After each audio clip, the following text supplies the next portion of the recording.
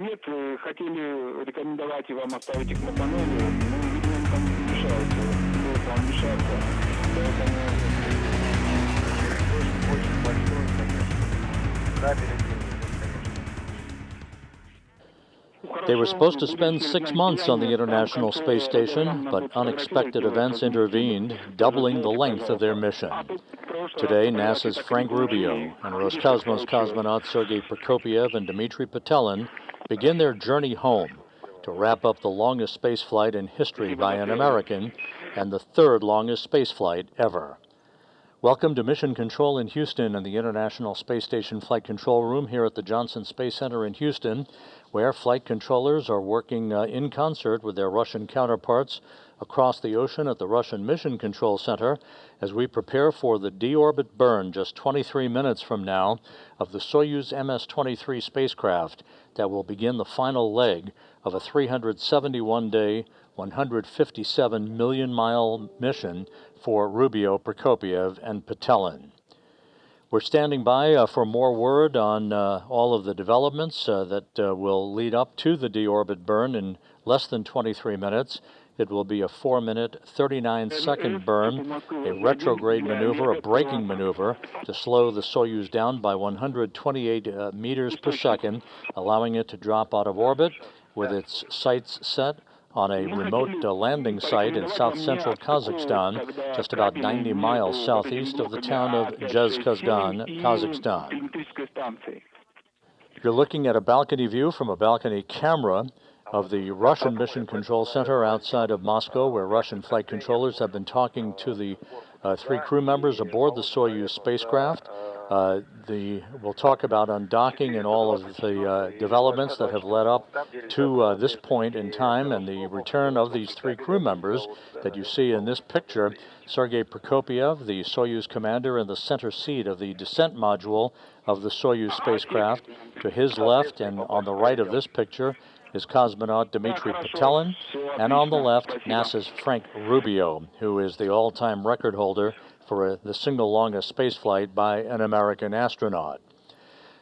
At the time of landing that is coming up at 6:17 a.m. Central Time, 7:17 a.m. Eastern Time, this trio will have accrued 371 days in space, completing 5,936 orbits of the Earth, and as we mentioned, a mission spanning 157.4 million miles, roughly the equivalent of 328 round trips to the moon and back. Sergei Prokopyev, in this his second flight into space, will have accumulated 568 days in space, putting him 12th on the all-time list for most days in space by a human. Petelin and Rubio, of course, wrapping up their first mission in space and again aboard the International Space Station.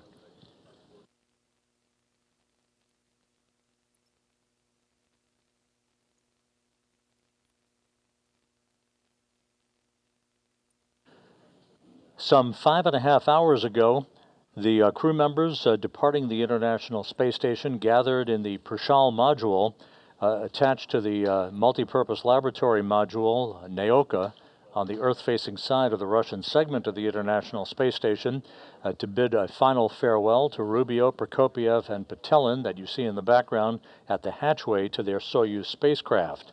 The 10 crew members that was then, at that time, Expedition 69, gathered for final pictures before the 3 departing crew members floated inside the Soyuz spacecraft and hatches were closed.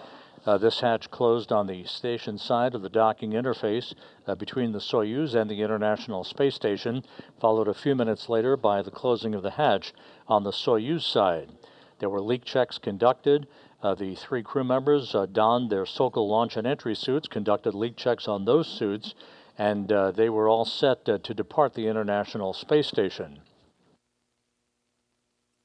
Communications and systems checks were also conducted with the Soyuz crew on board the MS-23 spacecraft before the undocking occurred.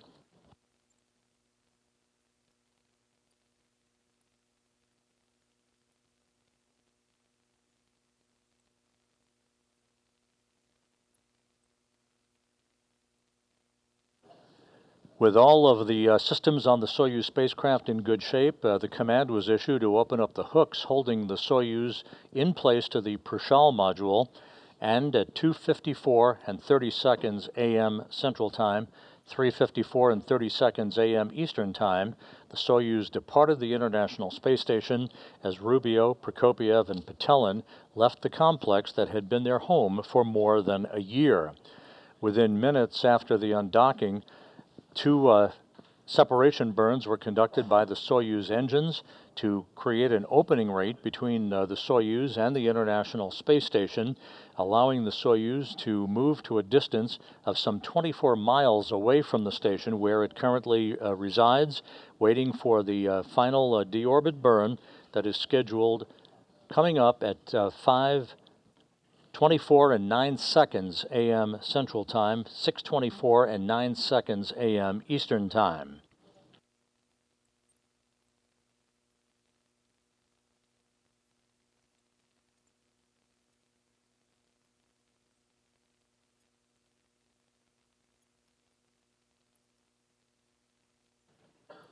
The configuration of the International Space Station before the undocking showed the two Soyuz vehicles, as you see in this graphic, the MS-23, that Rubio, Prokopyev, and Petelin are on board. The MS-24 spacecraft that was parked alongside of MS-23 was the vehicle in which Oleg Kononenko, Nikolai Chub, and NASA's Laurel O'Hara launched on back on September 15th. Once the MS-23 undocked a few hours ago, it left just the Soyuz MS-24 that was docked to the Rosviet module on the Earth-facing side of the Russian segment of the International Space Station. And at the time of undocking, Expedition 69 formally came to an end, and Expedition 70 began under the command of Andy Mogensen that you see in the front row in this crew portrait, along with NASA's Jasmine Mugbeli. From left to right, Nikolai Chub, Konstantin Borisov, Andy Mogensen, the new commander of the International Space Station, Oleg Kononenko, Jasmine Mugbeli, Satoshi Furukawa of the Japan Aerospace Exploration Agency, and NASA's Laurel O'Hara. So Expedition 70 now underway on board the International Space Station. The crew members on the station conducting some experiments and some housekeeping in the wake of the departure of Rubio, Prokopyev, and Petelin. Meanwhile, in Kazakhstan, which is the focus of attention, the NASA and Russian landing teams are about to take off from the airstrip in Zhezkazgan, the intermediary staging site for today's recovery operations. They will be taking off in Russian Mi-8 helicopters, making their way in about a 35-minute flight to the landing site in south-central Kazakhstan. They are also accompanied by all-terrain vehicles Sergei, and an Antonov 26 fixed-wing aircraft that is serving today, as it always does for the Soyuz landings, as an airborne data and communications relay center, relaying data and voice from the crew once it approaches the landing site back to the Russian flight control team in Korolyov. You can use it now. We assembled it successfully. Thank you. Good luck to you. A few weeks ago, Frank Rubio, who is the new all-time record holder for the longest single spaceflight in U.S. history, had an opportunity for a brief chat with the former record holder, NASA astronaut Mark Vande Hei, whose record stay of 355 days in space was eclipsed back on September 11. Let's take a look at that quick conversation between Rubio and Vande Hei about tips that Vande Hei provided Rubio about today's entry and landing. Since it's been a long time since your Soyuz instructors talked to you about landing and what to do, I'm going to remind you about a couple things that I might have made a mistake on. I succeeded with keeping my mouth shut when we hit the ground. That was a good thing, so I didn't bite my tongue off. And but make sure you do keep your head in the seat. You will have the strength to be able to lift your head off the seat. So when you're tempted towards the end to check how far above the ground you are, don't do that, because it might creep up and get you before you thought it was there, because you do hit just as hard as everybody says you do. Yeah, the good thing about that is that I'll have some help because I think my spine has extended just enough that I kind of am wedged into my seat liner, so I shouldn't move very much at all. Frank Rubio, a medical doctor, and now the new record holder for the longest single spaceflight. Once the deorbit burn occurs, as you see in this animation, it will slow the Soyuz down by 128 feet per second, allowing it to drop out of orbit. The pyros will fire about 27 minutes later to separate the three sections of the Soyuz vehicle, the descent module that the crew is strapped in, ready for entry, the only piece of the Soyuz that survives with its heat shield pointed in the direction of travel. About 15 minutes before touchdown, parachutes will deploy from the Soyuz in a carefully choreographed sequence that will enable the Soyuz to gently sway toward the landing site in Kazakhstan. Just a few seconds before touchdown, the soft landing engines will fire in a final braking maneuver, and the Soyuz will have touchdown. Again, the touchdown point about 90 miles to the southeast of Zhezkazgan in a remote area on the steppe of Kazakhstan, where the Russian search and recovery forces comprising the Rosaviatsia Civil Patrol will be waiting along with RSC Energia personnel to begin the extraction of the crew from the Soyuz spacecraft.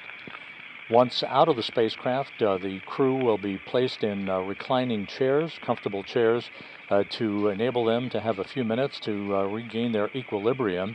They will be feeling the tug of gravity against their bodies for the first time in more than a year today.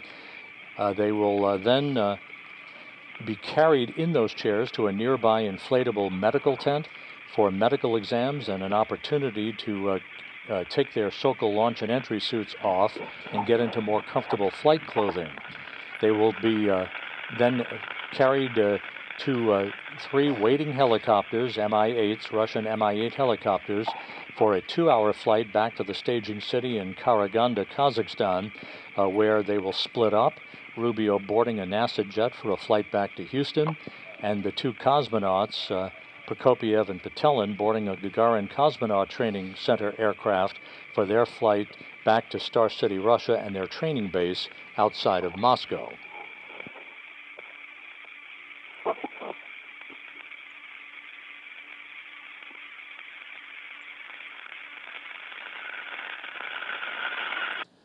The latest weather reports from the landing site not quite as optimistic as they were earlier in the day. The temperature is hovering around the 70-degree mark Fahrenheit, but we're now looking at broken clouds at around 6,000 feet. There have been some rain showers in the area. We are hopeful, of course, of getting video of the Soyuz descending under the chute, but that will depend on the visibility and how close to the bullseye target the Soyuz actually arrives at, as to whether or not we're going to get any meaningful video of its descent under its parachute. Some of the milestones in terms of the times coming up as we approach the 10-minute mark before the deorbit burn is initiated. The deorbit burn again will begin at 5:24 and 9 seconds a.m. Central Time. It will last 4 minutes, 39 seconds in duration, slowing the Soyuz down by 128 meters per second, allowing it to drop out of orbit. The module separation that will occur takes place some 27 minutes after the deorbit burn. That module separation that is initiated by pyros will separate the top section, the orbital module, the middle section, which is the descent module, where the crew is strapped into their seats, Prokopyev in the center seat, Petelin to his left, and Rubio to his right. The lower section, the instrumentation and propulsion module, will be separated and discarded as well. The descent module, again, the only portion of the Soyuz that survives the rigors of entry. Those rigors will first be felt at about 5:54 and 51 seconds a.m. Central Time as the three crew members reach the first traces of Earth's atmosphere. They will feel the first effects of Earth's gravity in more than a year at that point. as they then, just a few minutes later, enter into the plasma regime of peak heating, where temperatures around the spacecraft will rise to about 2,500 degrees Fahrenheit. That will last for about 5 minutes or so until they emerge from that section of the entry timeline. Maximum G loads on the crew will build up to about 4 to 5 Gs against their bodies before the command is sent to open up the parachutes at an altitude of 6.7 miles. That will occur at 6:03 and 13 seconds Central Time, 7:03 a.m. Eastern Time. This parachute deployment sequence is triggered by a pressure sensor at an altitude of 41,000 feet. At this point, the parachute cover is jettisoned by pyros and springs that pull out 2 extraction chutes, which in turn pulls out the drogue chute. That in turn pulls out the main chute. This all takes about 20 seconds to occur. Then at some 21,000 feet in altitude, another pressure sensor starts a timer that triggers the remaining events in the landing sequence. At 18,000 feet, commands will be issued to jettison the heat shield. That's about 3 minutes after parachute deploy. Those commands also inhibit the entry thrusters and opens valves to vent all of the hydrogen peroxide fuel for the entry thrusters and oxygen in the life support system tank. If we have video at that time, you'll see a white vapor. That is normal. That white vapor is a combination of hydrogen peroxide and oxygen venting into the air. The purpose of this is to safe the vehicle for landing so that the search and recovery forces that will be landing sequentially in their Russian Mi-8 helicopters after touchdown don't encounter any hazardous gases as they try to expedite the extraction of the crew from the Soyuz descent module. Maneuver and turning off the fans of the high stock, cooling and drying equipment. Copy that, and please continue reporting your status to us.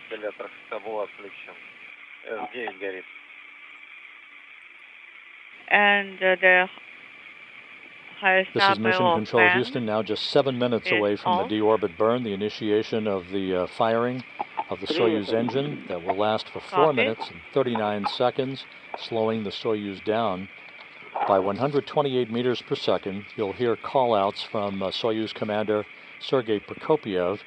The Russian flight controllers of the Russian Mission Control Center in Korolyov will be calling the crew on Prokopiev's call sign, which is Altai. That's the call sign that you'll be hearing for the Soyuz spacecraft as the calls are made to the crew during the final phase of today's landing operations. And on both inputs, you have to make the appropriate selection of the sensor and select lane E. On displays control, monitoring, and maneuver.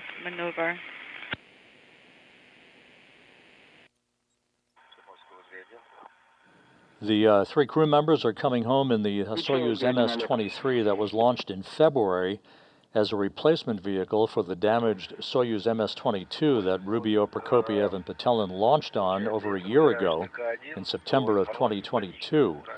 That vehicle was damaged on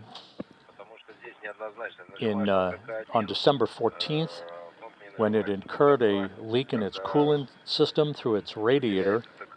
The coolant was depleted, thus rendering that Soyuz MS-22 unusable for the return of the crew. The Soyuz MS-23 was launched in February unpiloted, made an automated docking to the Prichal module on the Earth-facing side of the Russian segment of the International Space Station. The MS-22 was then undocked without the crew on board and returned to Earth for a landing in Kazakhstan in the same vicinity that these 3 crew members will be returning for a touchdown a little less than 1 hour from now.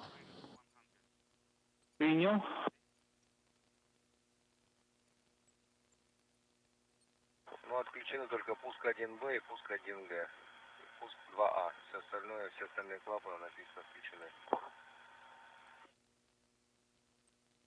It was that coolant leak on the Soyuz MS-22 that resulted in the extension of the mission by Rubio, Prokopyev, and Petelin from 6 months to the mission that is coming to a conclusion today, 371 days, 157 million miles.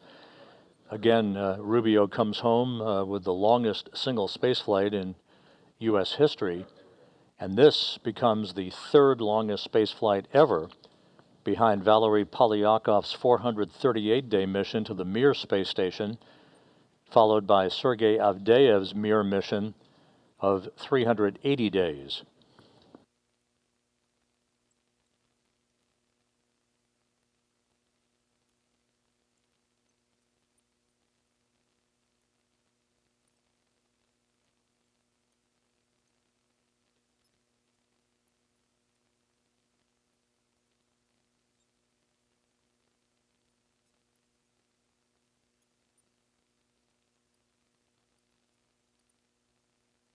Программа выбирает, какой сигнал лучше, поэтому в зависимости от положения корабля у тебя может быть или ТК-1 сигнал лучше, или ТК-2, и, соответственно, телеметрия будет идти или по одному лучше, или по другому. Это нормально. Less than 3 minutes now until the initiation of the deorbit burn.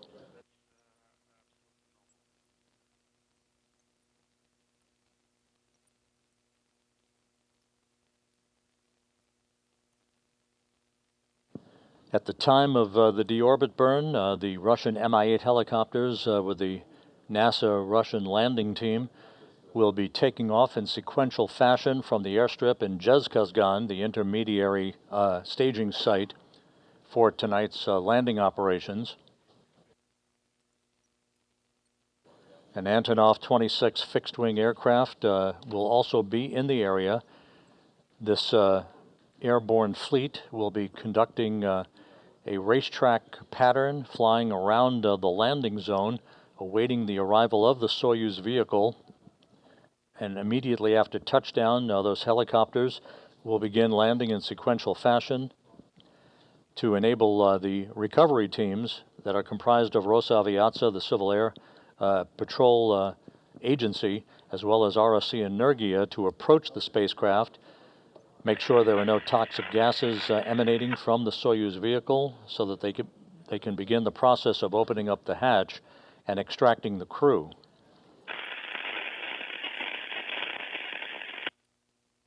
"90 seconds away now from the initiation of the deorbit burn.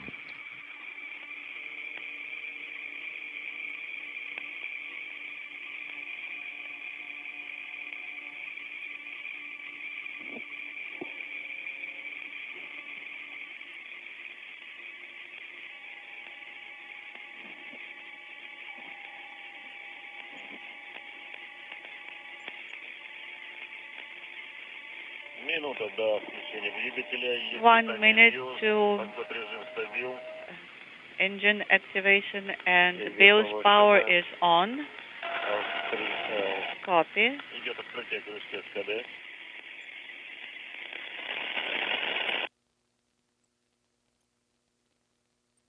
Прием G3. Russian flight controllers now intently watching their data, 30 seconds away from the start of the deorbit burn. G3 command.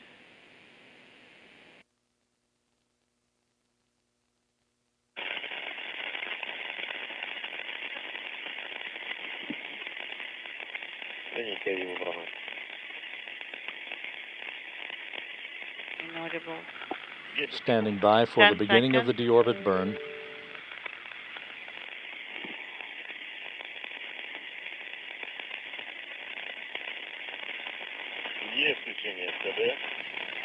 Russia activated at 13:24. And the confirmation has been received that the deorbit burn is underway. This will last 4 minutes and 39 seconds. We'll be getting reports from Sergei Prokopyev on the progress of this burn that will slow the Soyuz down by 128 meters per second and begin the The journey home for Rubio, Prokopyev, and Petelin. We have 13.3 in 13 seconds. 2 kilograms so far. And delta V increasing. Parameters are normal.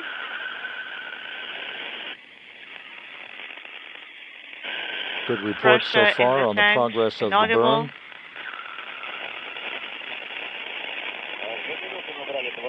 Two minutes, and we now have 27 decimal inaudible. Everything looking good 1 minute into the burn.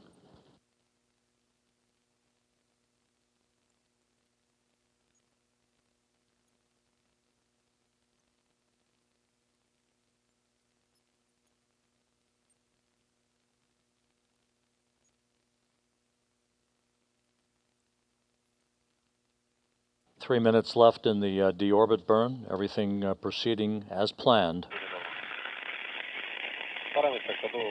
KDU, combined propulsion system parameters are nominal. Pressure in the oxidizer line, inaudible.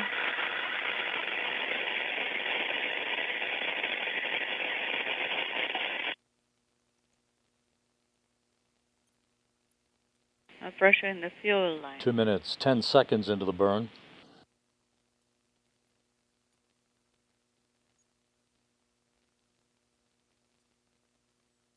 Change in velocity and all of the engine pressures looking good.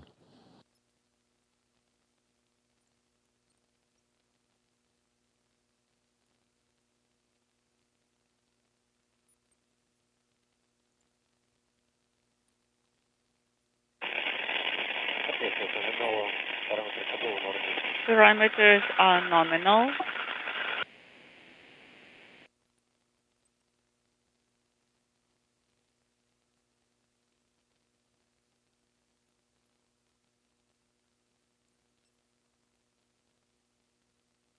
Three minutes into the burn, about another minute and a half.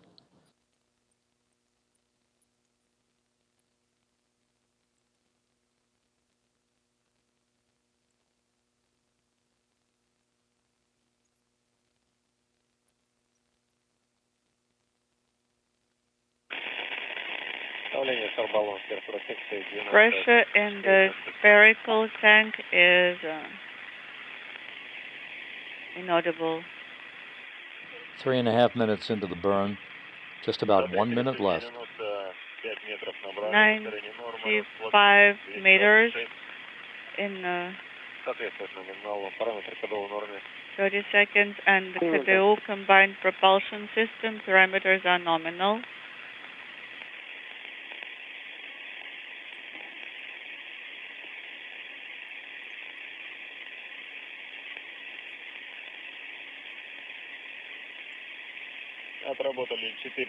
Four minutes into the burn. Everything is right down the money. 257 kilograms of propellant. And pressure in the spherical tanks is 81 in number 2. About 15 seconds left.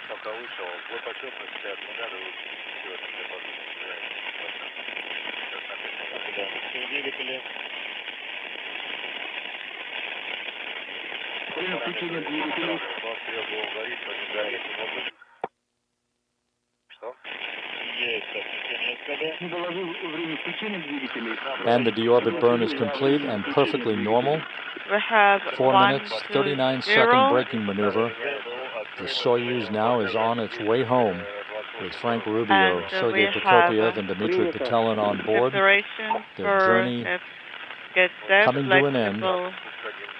Touchdown schedule about 48 minutes from now. Is this KDU open? Pressure is The dropping. next milestone on the road home will be the module separation that is scheduled at 5:51 and 58 seconds a.m. Central Time. The pyrotechnic separation of the three sections of the Soyuz.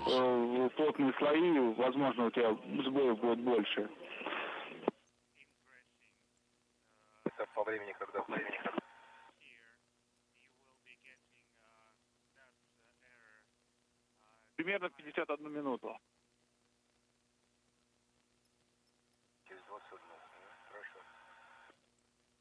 Ну и все-таки раз в 3-4 минуты докладывай о качестве приема телеметрии.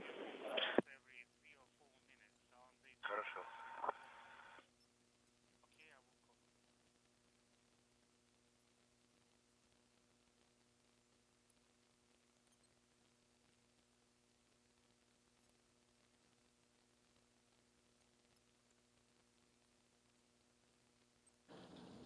Just to recap, the Soyuz MS-23 on its way home following the deorbit burn that was just completed successfully. Perfect timing, good pressure, good deceleration of the Soyuz, enabling it to begin to slide back out of orbit into the Earth's atmosphere. This coming in the wake of the undocking of the Soyuz from the Prichal module earlier this morning at 2:54 a.m. Central Time, 3:54 a.m. Eastern Time.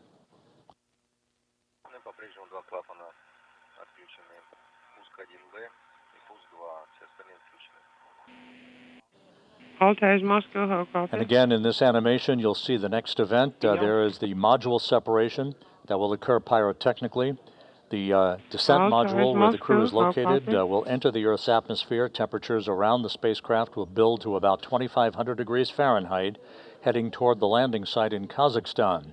A series of events will deploy a drogue chute and then a main parachute about 15 minutes before touchdown. The chute deployment sequence will occur, setting the stage for the firing of the soft landing engine just about 1 or 2 seconds before touchdown. That is planned to be about 90 miles to the southeast of the town of Kazakhstan. The Russian Mi-8 helicopters are airborne now, heading for the landing site, which is about a 35-minute flight. They will arrive in a circular racetrack pattern around the landing site that you see there at the bullseye mark, moving from southwest to northeast, passing just south of Baikonur, the cosmodrome where the Soyuz launches take place. Most recently, Laurel O'Hara launching with Oleg Kononenko and Nikolai Chub on the Soyuz MS-24 spacecraft. They're now part, of course, of Expedition 70. The weather at the landing site right now is showing broken clouds at about 6,000 feet, light winds, temperature around 69 degrees Fahrenheit, and some rain showers in the area. So it is questionable as to what our visibility will be of the spacecraft descending under the parachute. We'll stand by, of course, and as soon as we have video from the landing site, we'll bring it to you.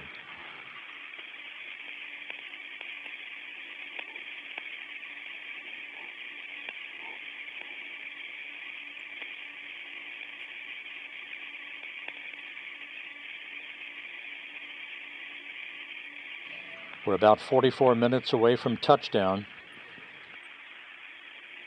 Once the spacecraft does touch down, the search and recovery forces will land in sequential fashion in those Russian Mi-8 helicopters. The most critical personnel, the Artemis Energia personnel, and the search and recovery forces will make their way to the spacecraft and begin the process of opening up the hatch and extracting the crew one by one, placing them in nearby chairs alongside their vehicle. They'll have a few minutes to gain some equilibrium, feeling the effects of gravity for the first time in more than a year before they're carried in those chairs into a nearby inflatable medical tent so that their circle launch and entry suits can be removed. They'll receive initial medical exams and put in more comfortable flight clothing for the subsequent 2-hour helicopter flight back to the staging city of Karaganda. Copy. I'll give you the time in a second.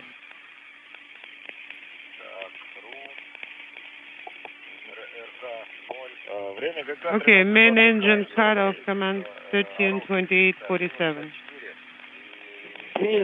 Copy. Все хорошо. Так, How copy? тогда, вы Yes, copy. дали, да, по 56 странице работаете. Our specialists are working Времени есть.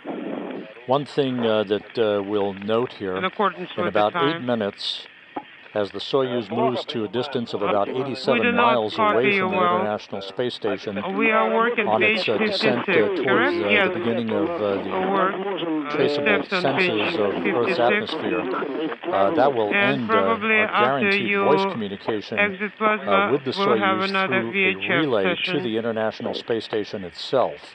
That VHF relay still in place and being heard, of course, by the Russian flight controllers at the Russian Mission Control Center outside of Moscow.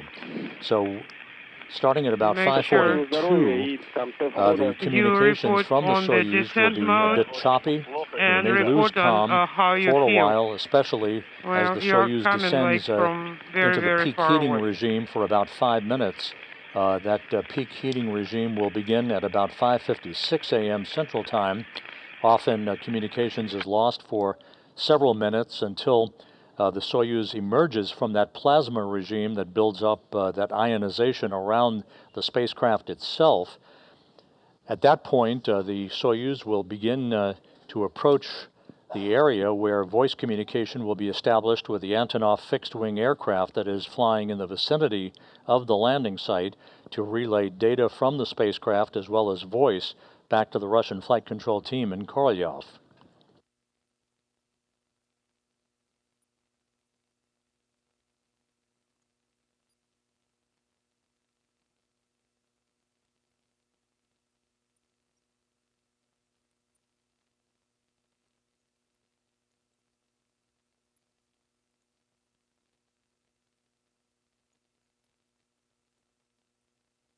Почте прошло питание КС-020Б. Питание включено.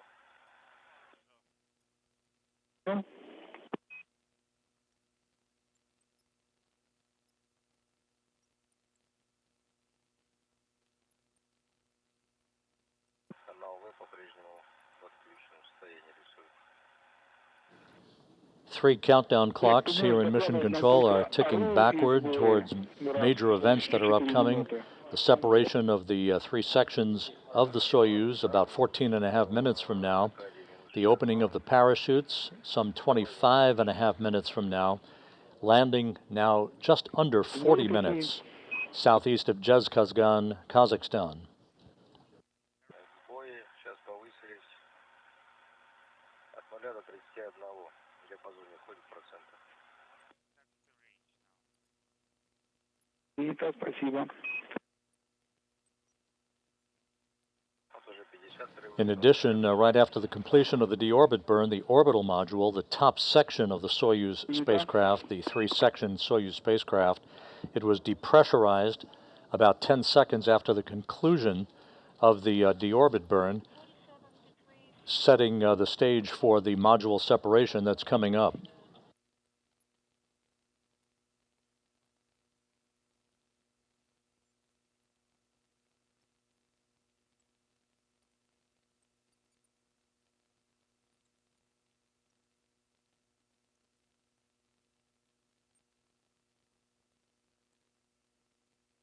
The precise landing coordinates being relayed to the crew on board the Soyuz.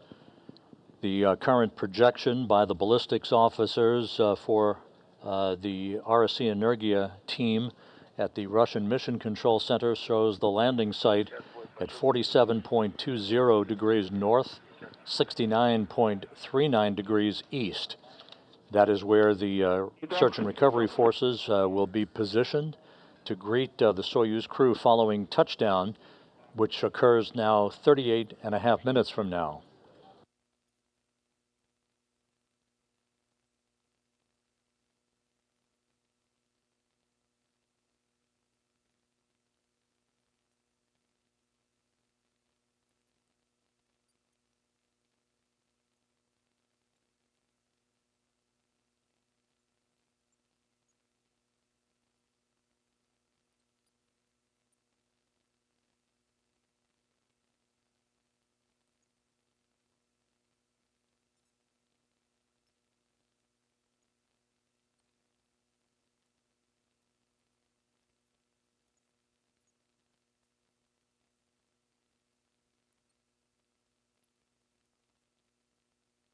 12 minutes until module separation, the next major milestone en route home for Frank Rubio, Sergei Prokopyev, and Dmitri Petelin. This trio was launched on September 21st, 2022 on the Soyuz MS-23 spacecraft that ultimately was damaged, losing its cooling capability through a coolant leak in its radiator, and was rendered unusable for the safe return of the crew. The replacement craft that is coming home today, the Soyuz MS-23, was launched in February, unpiloted, and the Soyuz MS-22 was undocked and deorbited for a landing in Kazakhstan unpiloted. The coolant leak resulted in the extension of the mission by Rubio, Prokopyev, and Petelin that is coming to a close today after 371 days, the third longest spaceflight in human spaceflight history.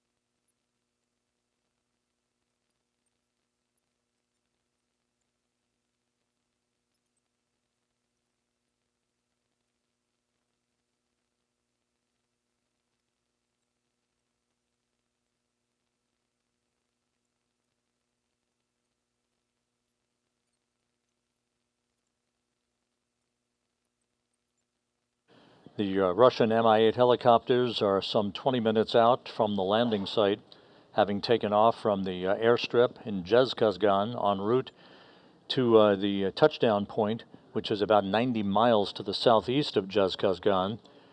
Those helicopters left Karaganda earlier this morning, several hours ago, flew 2 hours to Zhezkazgan to refuel, and now are en route to the landing site to begin the recovery of the 3 crew members.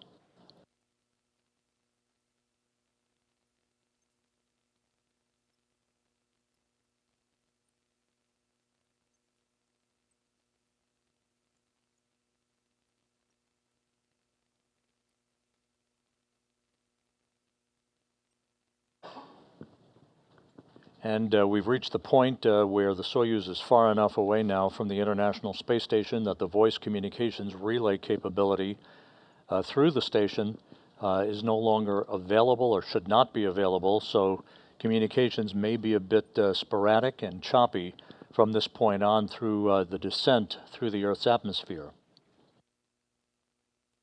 9 minutes until module separation.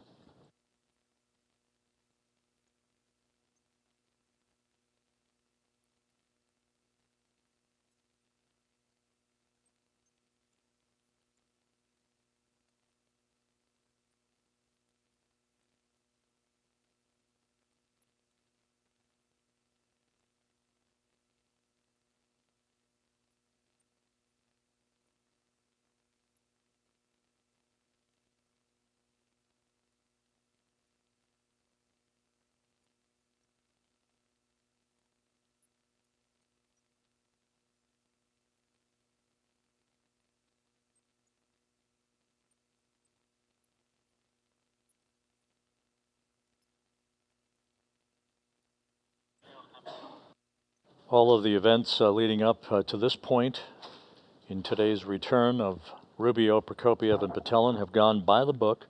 The undocking that occurred earlier today at 2:54 a.m. Central Time, 3:54 a.m. Eastern. 2 separation burns of the Soyuz engine enabled the Soyuz to back away from the station and accelerate its departure rate from the complex for the deorbit burn that occurred a short time ago. That was a 4-minute, 39-second retrograde maneuver, slowing the Soyuz down by 128 feet per second, enabling it to begin its descent back to Earth. We're less than 7.5 minutes away now from the next milestone. That will be the pyrotechnic separation of the 3 sections of the Soyuz, discarding the orbital module and the instrumentation and propulsion module, leaving just the descent module with the 3 crew members strapped inside. Sergei Prokopyev, the Soyuz commander, in the center seat, flanked to his left by Dmitri Petelin, and to his right, by Frank Rubio.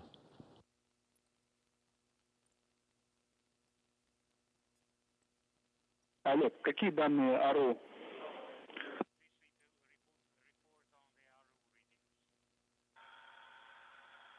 1 минус 69 гуляет в диапазоне до минус 107. Второй строго стоит минус 107.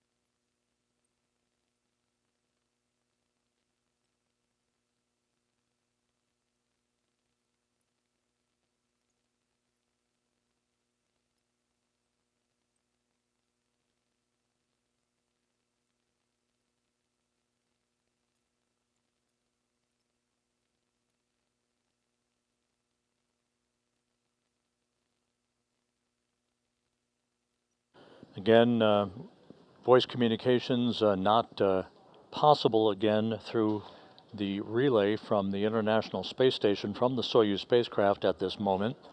The Soyuz now too far away from the station to provide that relay. This is normal. Everything is proceeding on track, coming up on the 5-minute mark until module separation.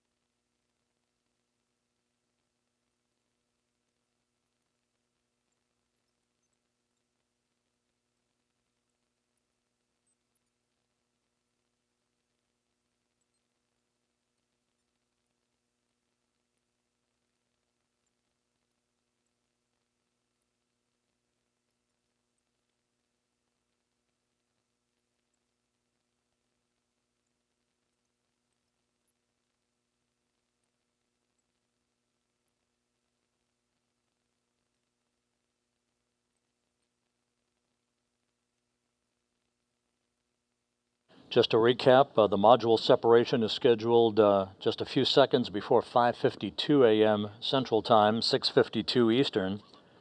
That will be followed about 3 minutes later by entry interface at an altitude of 62 miles. The first tug of gravity against the 3 crew members' bodies in over a year at that point as they begin the plunge back into the atmosphere. Some 2 minutes after that, they'll entry into plasma, where the peak heating around the spacecraft will begin. Temperatures around the Soyuz will build to about 2,500 degrees Fahrenheit, the heat shield in the direction of travel for the descent module. As it ablates or repels that heat, there will be an orange fireball, if you will, around the spacecraft. This is typical for returning space vehicles coming through the atmosphere at their high rate of speed. This will be about a 3-minute regime in the plasma for the 3 crew members. Once they emerge from that, G-loads, or the G-forces against their bodies, will build to about 4 to 5 Gs just after 6 a.m. Central Time. The command to open chutes will be initiated at 6:03 and 13 seconds a.m. Central Time, 7:03 a.m. Eastern Time. Again, that parachute deployment sequence triggered by a pressure sensor at 41,000 feet.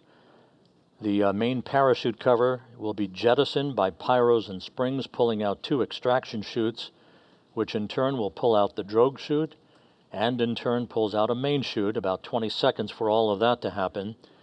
At an altitude of 21,000 feet, another pressure sensor starts a timer that initiates all of the remaining events in the landing sequence. At 18,000 feet, commands will be issued to jettison the heat shield. That's about 3 minutes after chute deploy. Those commands inhibit the entry thrusters and open valves to vent hydrogen peroxide fuel for the entry thrusters and oxygen that is in the life support system tank. If we have video at that time, we'll see whether we will or not, but there will be a white vapor that's normal. That's a combination of hydrogen peroxide and oxygen venting into the air to safe the vehicle for landing so that no hazardous gases are present when the search and recovery forces land in their Russian Mi-8 helicopters to begin the process of opening up the hatch to the Soyuz and extracting the crew.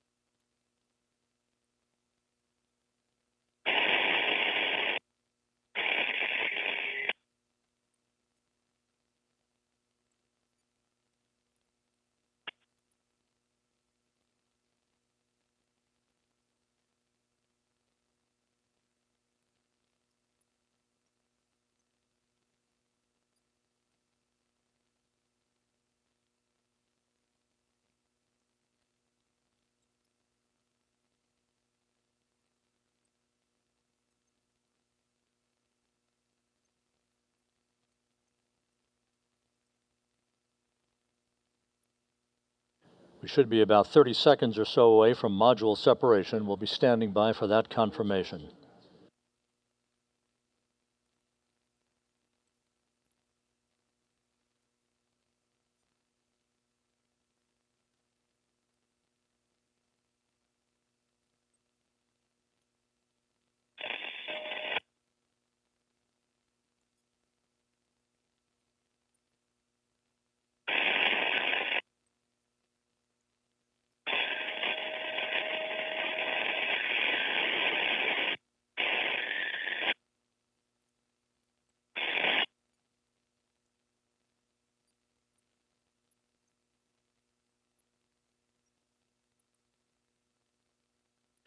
And now reports having been received from the Russian Mission Control Center of a nominal separation of the three sections of the Soyuz. Module separation is now complete. That all went by the book. The next milestone about 3 minutes from now, and that will be the Soyuz hitting the top of the Earth's atmosphere.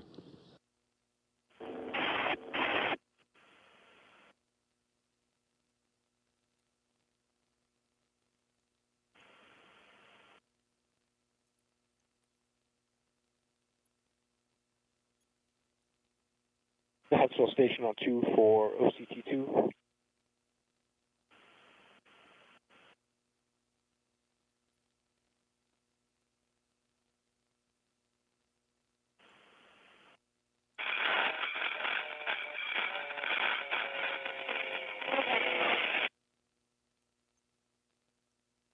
МТС по Москве СГ-1 для Олега по источнику.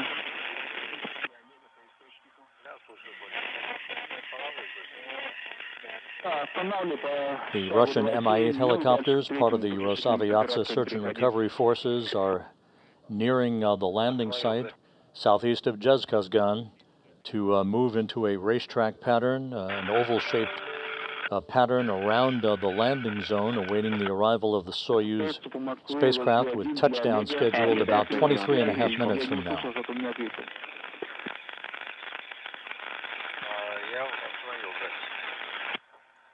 Хорошо, принято, спасибо.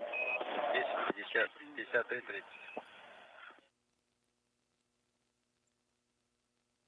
Надо выполнять заключительную операцию. Подтверждаю. Тебе, постановщиков, большое спасибо. Flight controllers in Korolyov outside Moscow receiving data from the Soyuz spacecraft through their communication satellites, the Luch system.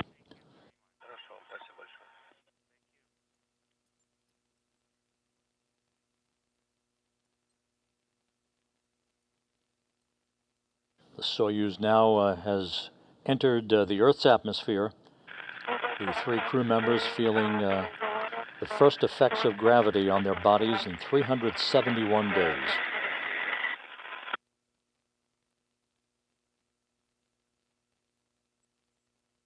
Just over 8 minutes until the scheduled deployment of the parachutes.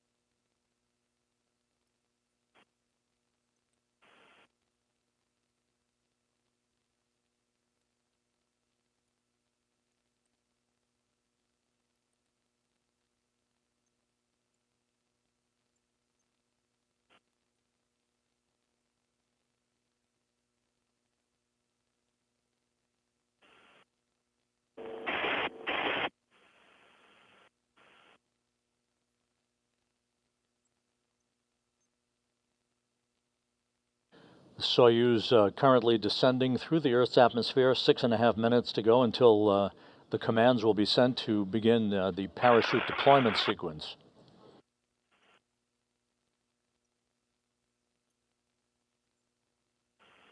As expected, we are not receiving voice communication from the crew. This is typical at this point of the entry sequence. Once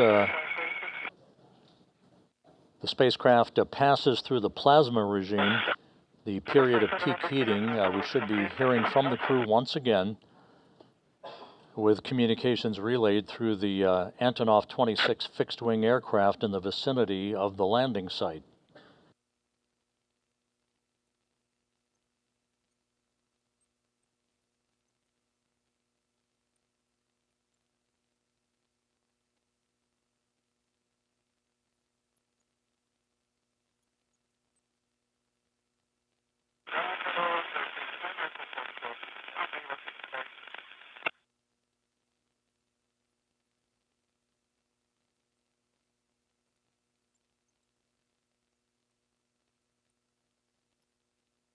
You're looking at a view from balcony camera in the Russian Mission Control Center outside of Moscow, their International Space Station Flight Control Room. All is quiet here at Mission Control in Houston as flight controllers belonging to the Orbit 1 team continue to watch over the International Space Station and follow developments on the Soyuz's descent for its touchdown in south-central Kazakhstan.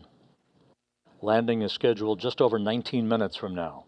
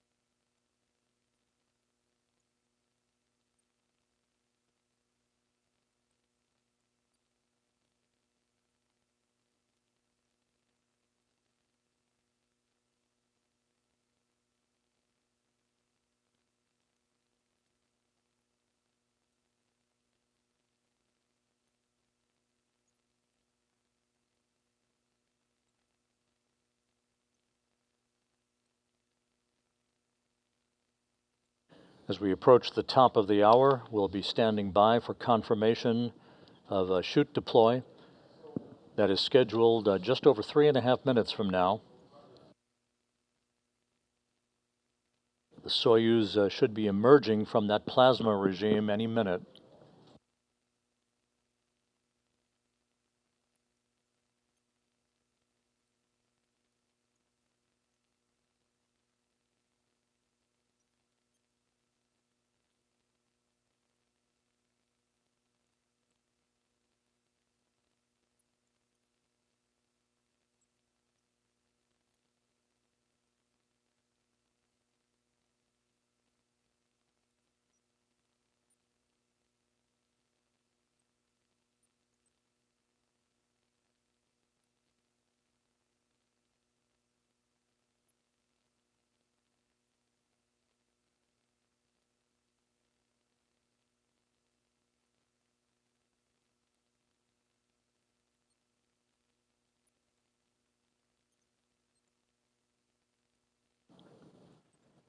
standing by for the emergence of the Soyuz from that plasma regime.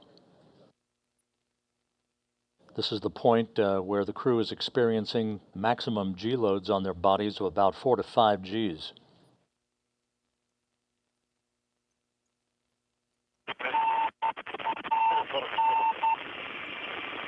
And there is that familiar beacon signal coming from the Soyuz MS-23.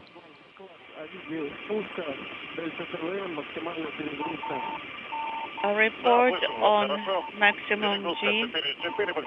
We have 4.4 maximum G load. Copy. Интеграл плюс 18. Integral Индекс кривой. plus 1/8. The index is along the curve. Режим АУС. Mode is automatic descent. Sergei Prokopyev, the Soyuz commander, reporting that everything is in great shape on board the Soyuz. And the crew experiencing those maximum G loads, but they are through the plasma regime as we stand by just over a minute from now for shoot deploy. Inaudible, and G load is decreasing. Good it's communication now being received 2.5. from the Soyuz MS-23. Integer, please report if you read me. Yes.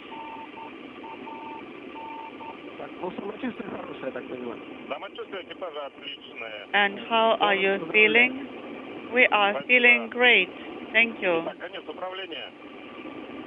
End of control. Integer is plus 1/8.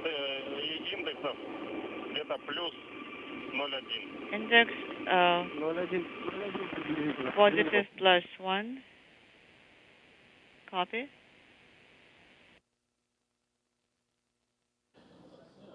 Sergei Prokopyev reporting that the crew is feeling well. Great news as the Soyuz MS-23 approaches its landing site in Kazakhstan. Touchdown expected less than 14.5 minutes from now.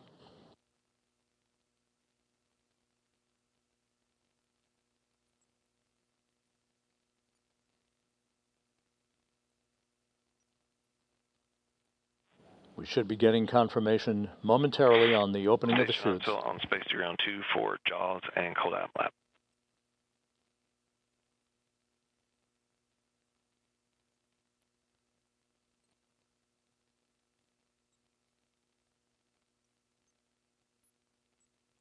Bad.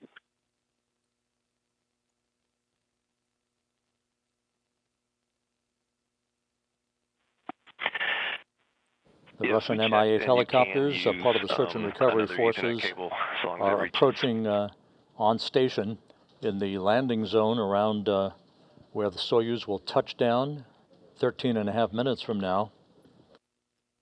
We should be getting confirmation momentarily on shoot deploy.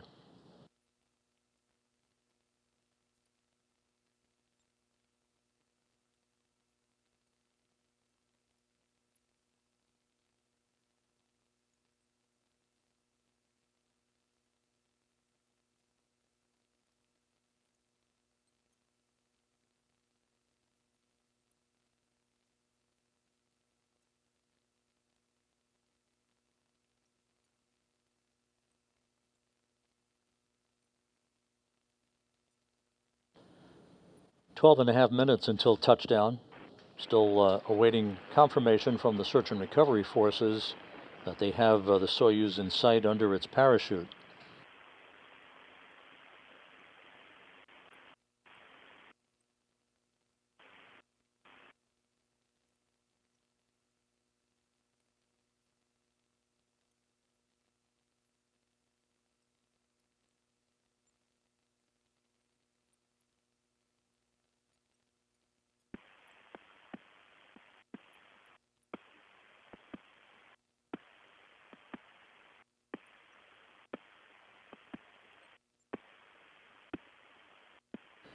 We now have confirmation that the Soyuz parachute has been deployed.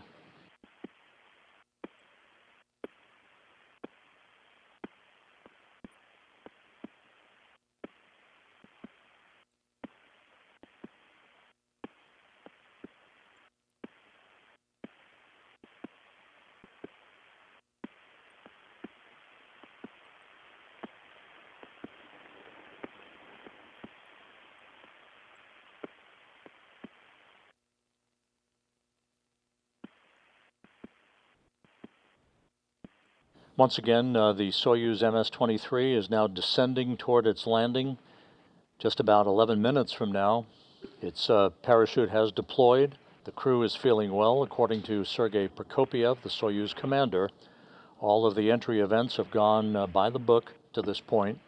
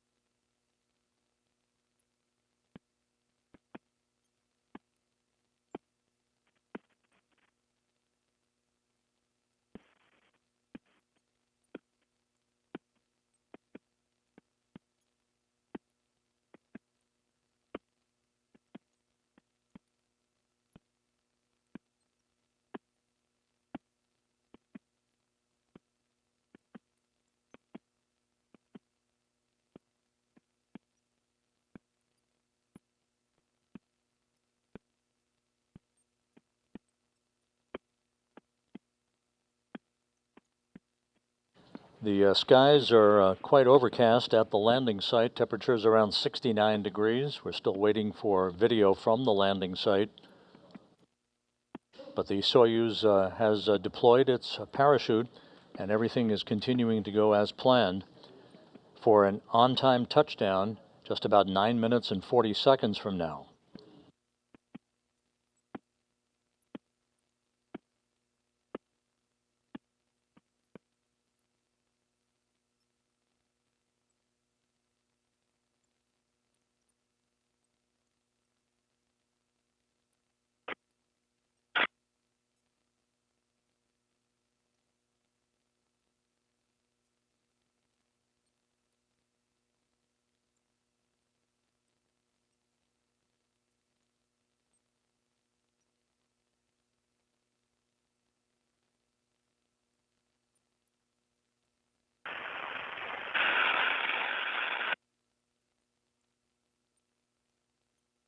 The search and recovery forces at the landing site now confirm that they have the Soyuz in sight under its parachute.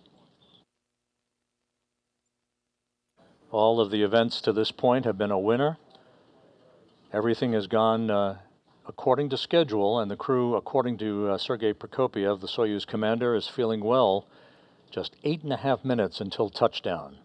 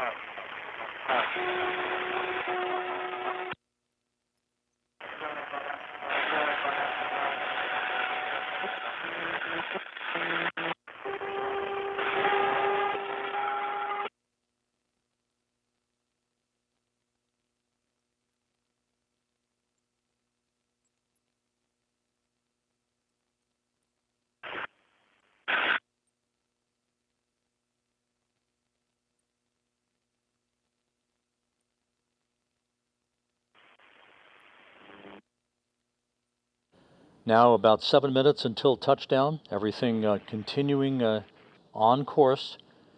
The chutes have been deployed for the Soyuz MS-23. It is gently descending under its large orange and white parachute. Search and recovery forces have the vehicle in sight.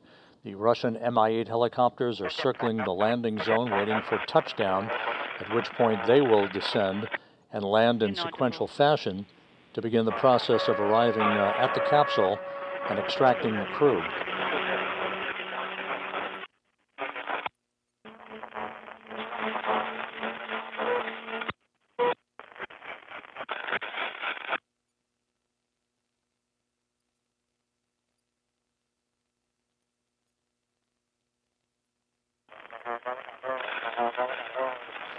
And there's our first view of the Soyuz MS-23 under the chutes. 6 minutes until touchdown. This video is courtesy of Roscosmos.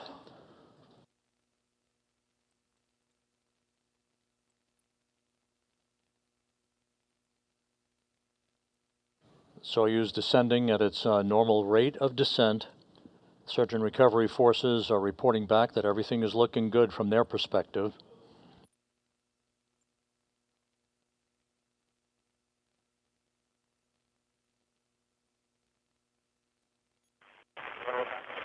There were some rain showers in the area earlier today. The Soyuz descending under a deck, several decks of broken clouds toward its touchdown point about 90 miles to the southeast of Kazakhstan. Again, this video courtesy of Roscosmos from the landing site.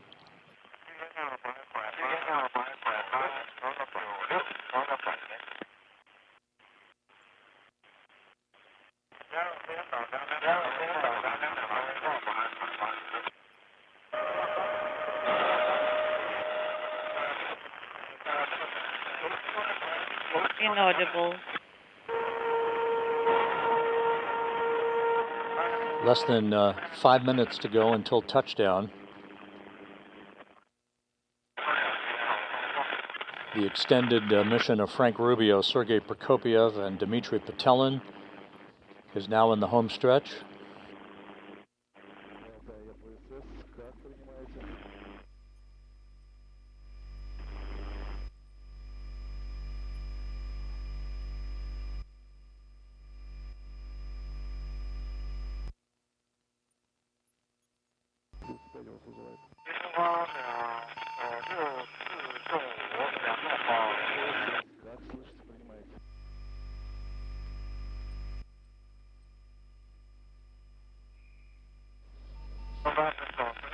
Once again, you're looking at the return of Frank Rubio, Sergei Prokopyev, and Dmitri Petelin after more than a year in space.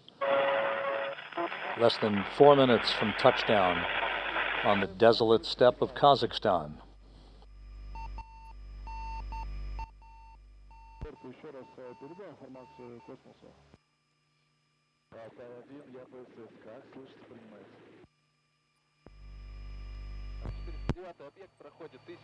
The parachutes deployed as planned at 6:03 a.m. Central Time. 3 minutes later, the Soyuz heat shield was jettisoned. Confirm. The next event will be just a second or two before touchdown. That'll be the firing of the soft landing engine. 6 engines fire to slow the Soyuz descent rate to just 1.5 meters per second. How do you read it?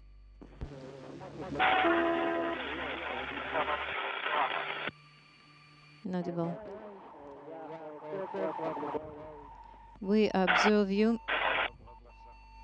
We have a visual. How do you read us here?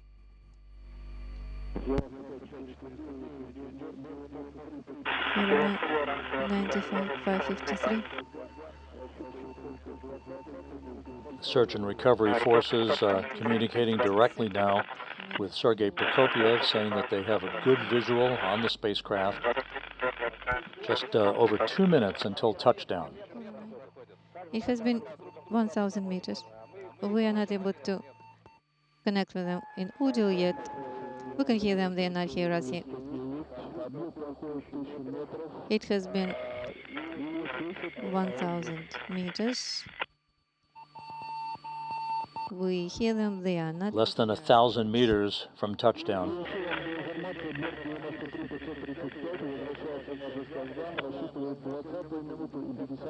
So we are looking for the 20th and 52nd minute. Plus 9 atmospheric bias. Plus 18 index point 1. The crew is feeling well. Sergei Prokopyev continuing to provide reports back to the search and recovery forces, indicating that the crew is doing well. Just over a minute until touchdown. The crew is doing well. Let them know. Cosmos 95409. For your information, the object has passed 500 meters and feeling well. 690 is out. The search and recovery helicopters are circling the landing zone.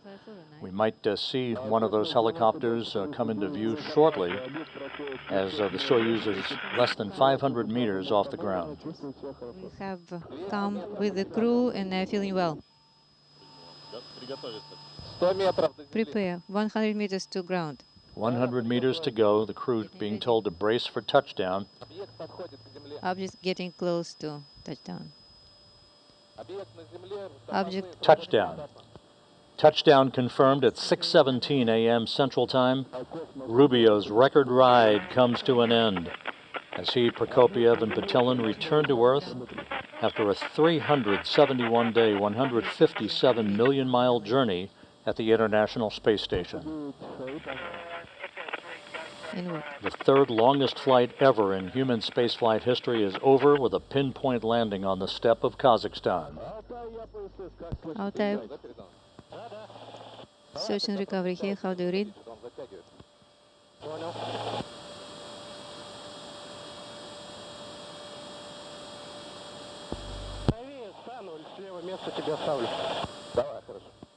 Okay, all good.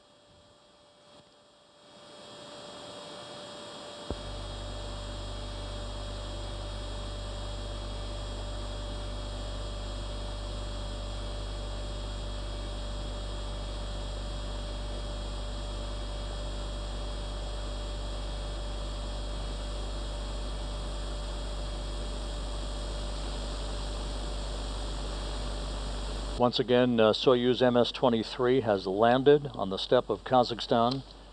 A bullseye touchdown for the three crew members, Frank Rubio, Sergei, Prokopyev, and Dmitri Petelin. 409, how do you read?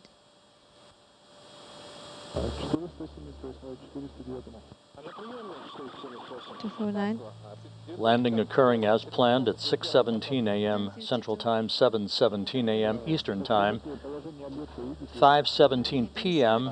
at the landing site that you're seeing right now in our live view.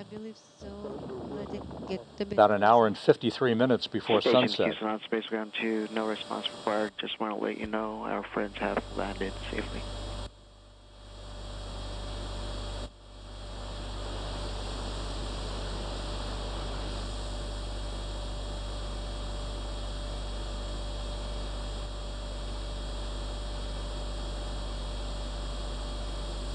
Sentinel Station on Space Ground 3 for cold Adam.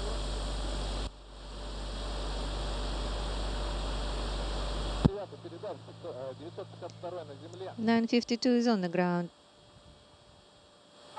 The Russian Mi-8 helicopters are now descending in sequential fashion to arrive in the vicinity of the spacecraft. You can see one of those helicopters in view.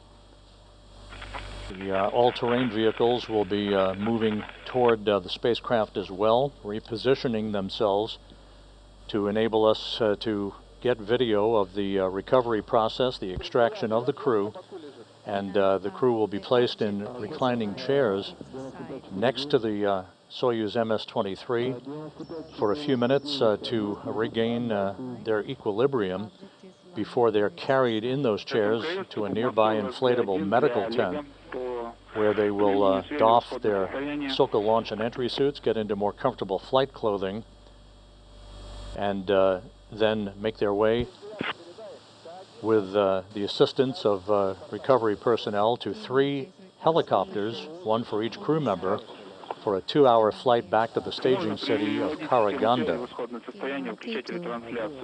At that point, Rubio and his 2 crewmates will split up. Rubio will board a NASA jet to fly back to Houston. Prokopyev and Petelin will board a Gagarin Cosmonaut Training Center aircraft to fly back to their training base at Star City, Russia, outside of Moscow.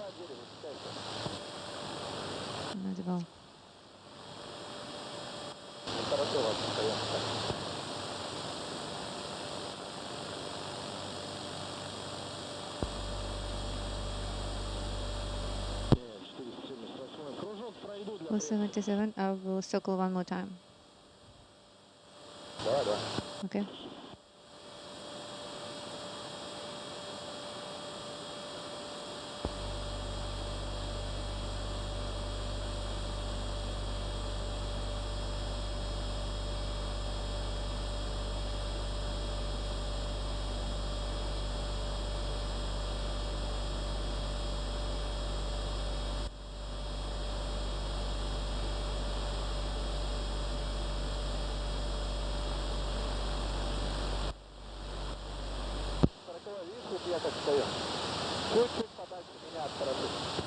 Go a little bit further, 49.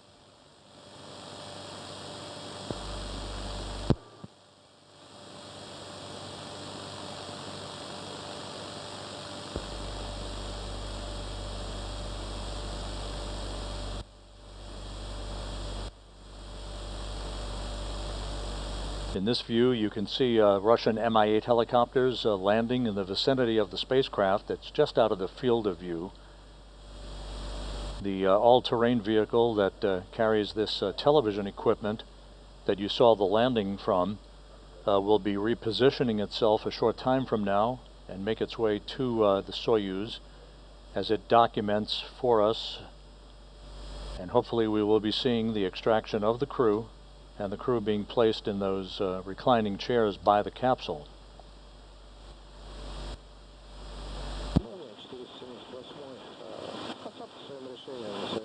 (178) landing in its place.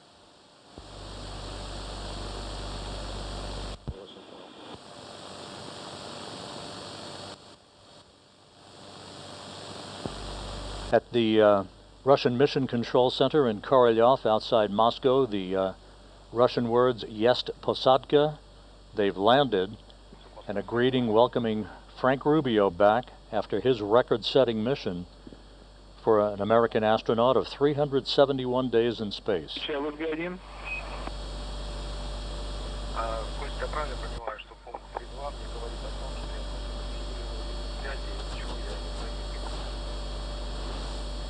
Все верно.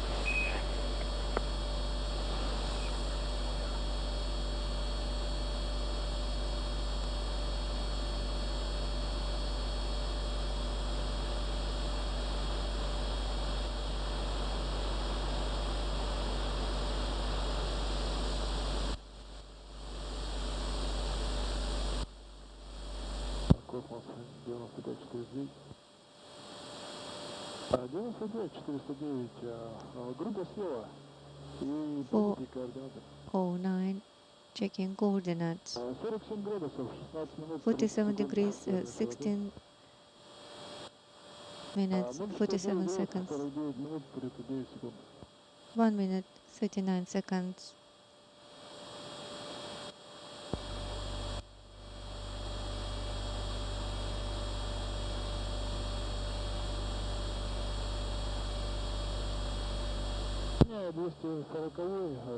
This is 240. I'm following 49.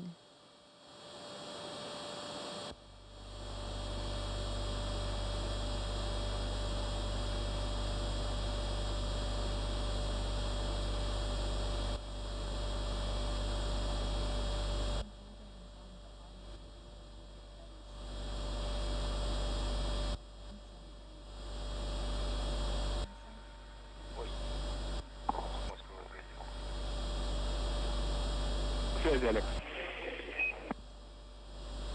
У меня на пульте абонент номер 2 по-прежнему горит передача.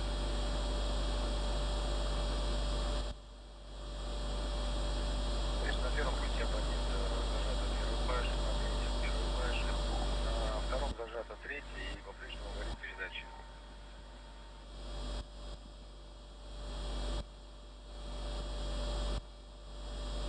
Так соображу. This is Mission Control Houston. Once again, you're looking at video from the landing site in Kazakhstan, where the Soyuz MS-23 touched down just 9 minutes ago. The Russian Mi-8 helicopters have landed in the vicinity of the spacecraft. They will soon approach the spacecraft to begin the process of opening up the hatch and extracting the crew. Touchdown occurred right on time at 6:17 a.m. Central Time, 7:17 a.m. Eastern Time. 24 bias.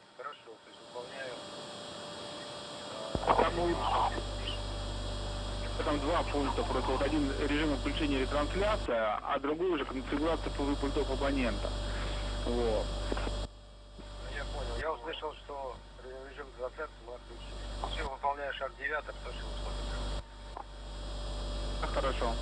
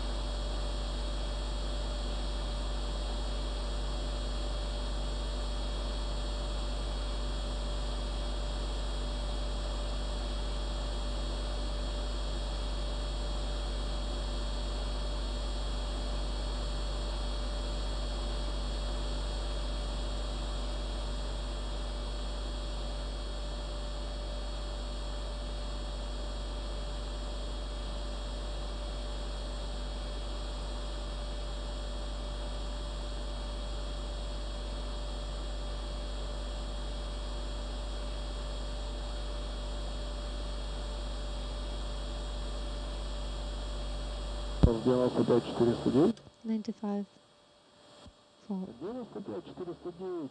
Объект 09. тоже наблюдаю. ПМки уже недалеко. Object is close by.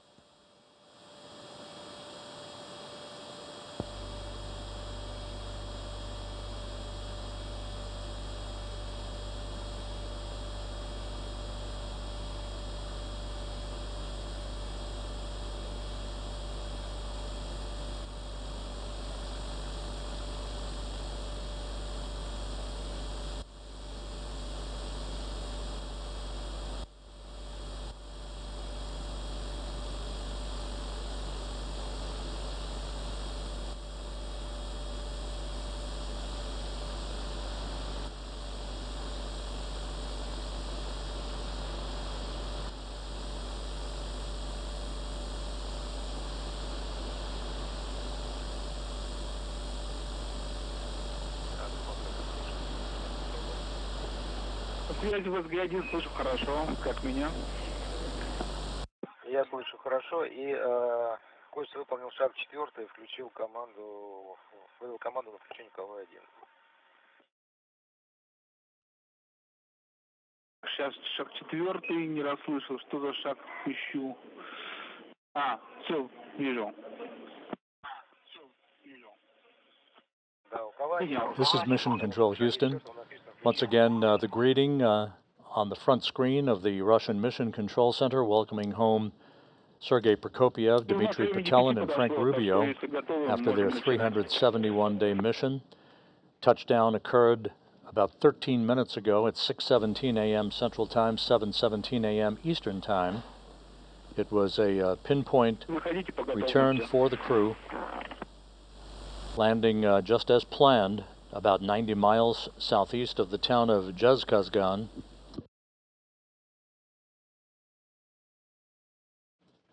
The Russian search and recovery forces, the Russian Mi-8 helicopters, have landed to begin the process of extracting the crew from the Soyuz. All of the events beginning with hatch closure late last night Central Time, followed by the undocking of the Soyuz from the International Space Station's Prichal module at 2:54 a.m. Central Time this morning, and the deorbit burn that occurred several hours later. All of those events went by the book. No issues whatsoever.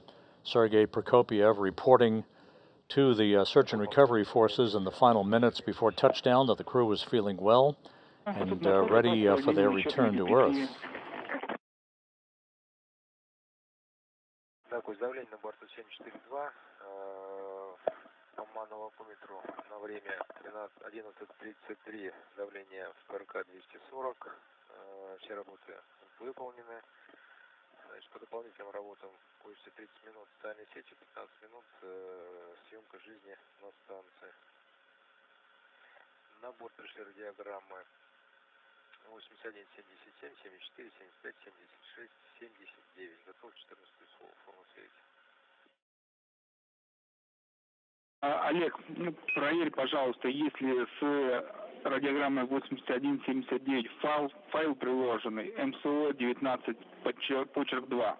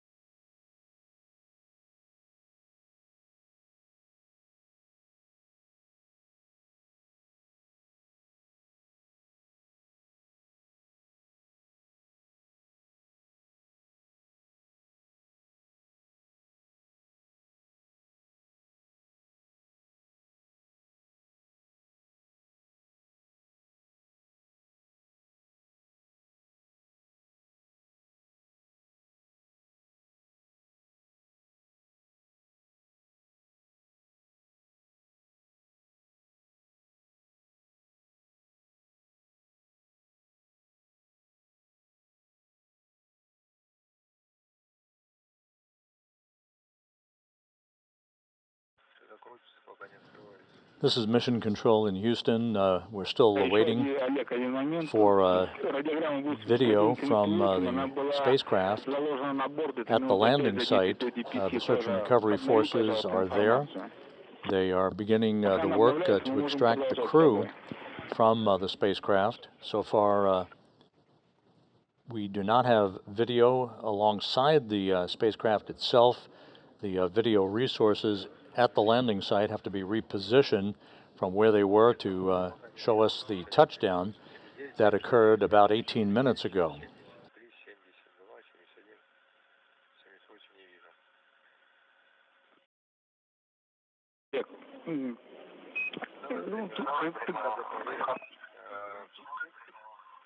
Пятое виток, время включения СКД 21 18 42, 22 38 58, до 0 14 42, 01 51 19, 03 28 04, 05 06 11, 06 45 33, 07 57 03, 09 35 27, 11 12 12, 12 35 58, 14 13 16, 15 50 46.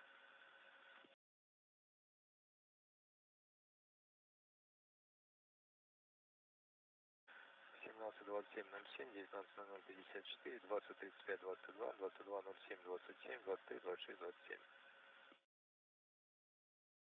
Да, все верно, форма 23 14 сверена.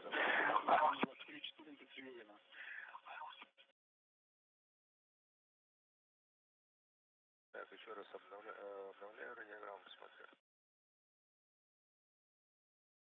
Мы сейчас, я насчет 78-й радиограммы снова уточнил. Нет, она все-таки будет позднее, она еще не на борту. Поэтому нас сейчас интересует только файлы МСО-19 почерк 2 к 79-й радиограмме.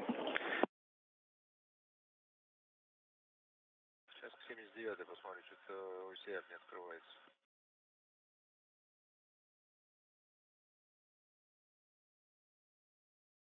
Олег, обновляется информация. Ты когда до времени сообщал мне, наложение какое-то было, и я вообще ничего не услышал. О чем сообщал? And this video now, courtesy of Roscosmos, showing Soyuz commander Sergei Prokopyev having been helped out of the Soyuz MS-23 spacecraft. Once again, this video courtesy of Roscosmos. Sergei Prokopyev, who was strapped into the center seat of the descent module of the Soyuz spacecraft, always the first out. He'll be followed by his two crewmates here shortly. Touchdown occurred just 20 minutes ago at 6:17 a.m. Central Time, 7:17 a.m. Eastern Time, 5:17 p.m. at the landing site.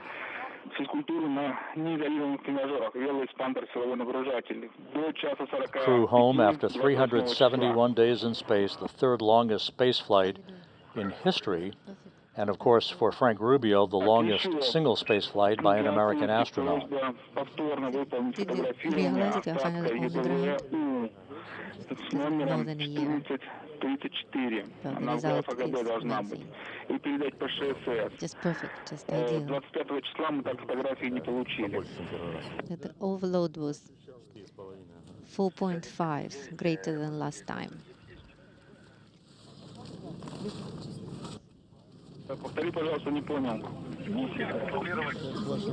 So wet. I'll take care of you. All good.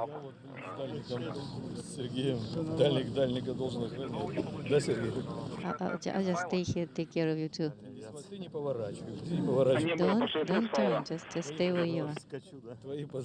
Don't jump. And we have seen all your greetings on Air Force anniversary. Yes, and we also worked with the veterans of soccer teams here. Exactly. He has not changed at all. You look the same as when we were sending you off to space. So the date is ready. Prokopyev exchanging greetings with some of the members of the search and recovery forces. Happy to see him for the first time in over a year.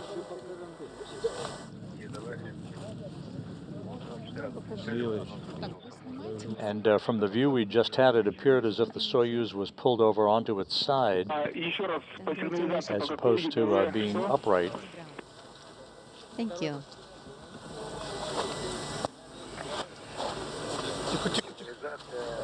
Easy, easy.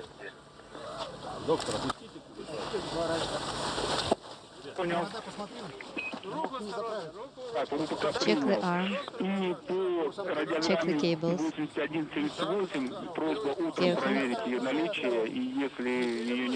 Easy. Frank Rubio, the U.S. record holder for the longest single spaceflight in history, back on Earth. Олег, еще хотел уточнить, сбрасывал ли ты видео расстыковки и данные по этому источнику, или еще нет, по ШСС? Very nice to see you.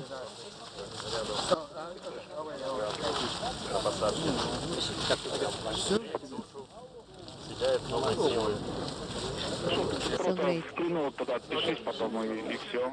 Этого будет достаточно. We're all here.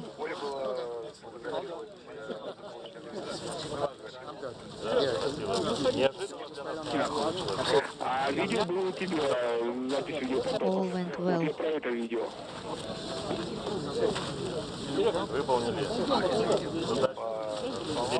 tasks completed. Отработали и еще и дополнительное выполнили задание. So we performed all the program and performed additional tasks. У меня к вам вопросы закончились. Если у вас ко мне вопросы. What about the field test? No, we're not going to have a field test now, but tomorrow we'll have a Sozvezdia constellation experiment that is going to be an interesting experiment on controlling manual descent. Thank you. Спасибо. Я не знаю, видите ли вы видео или нет, нас с Сергеем или нет. Мы сейчас видим с места посадки видео, ребята бодрые, веселые. Все вроде нормально. Вам дальше. Иди вот сюда и потом будешь говорить. Вам хорошего вечера, хорошо отдохнуть. День у вас, правда, был суматошный. Спасибо вам за проделанную работу. Так что отдыхайте и спокойной ночи вам. До связи. Your food this way. Hello, Frank. Great, thank you. Great. It's good to be back. You were the doctor on the crew, mate. How is in the space? How is your mate? Fantastic. Yeah, everybody did really well. You look very well. Thank very you. Well. Thank you. It's good to be home. Thank you. It's good to be home. Thank you.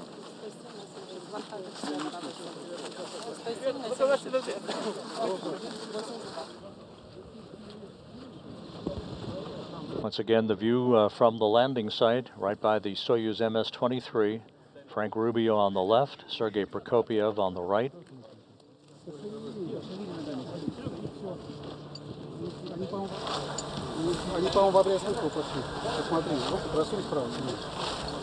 Check the arm on the right side. And Dmitri Petelin now being removed from the Soyuz spacecraft. Easy, easy here. Turn. Legs. Turn back. Remove cables.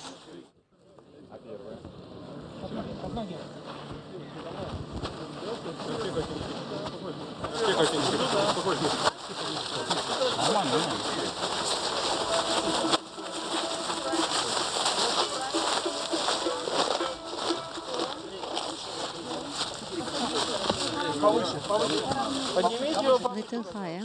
Move him a bit higher.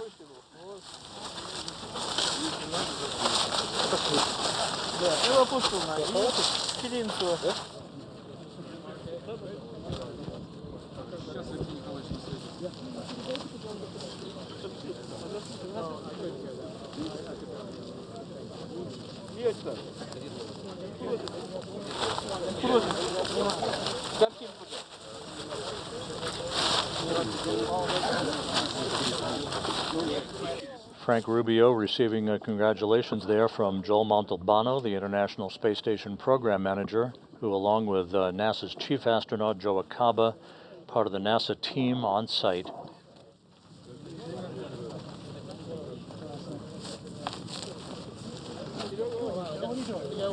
Come on, Joe.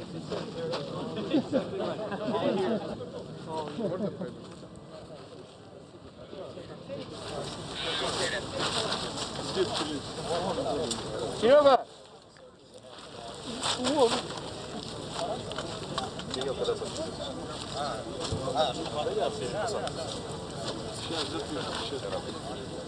Чего не идет?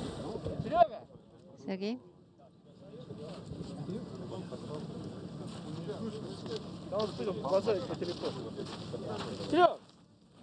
And a view of the Soyuz MS-23 spacecraft that touched down 28 minutes ago at 6:17 a.m. Central Time. Yeah, drink a little bit. Hold it.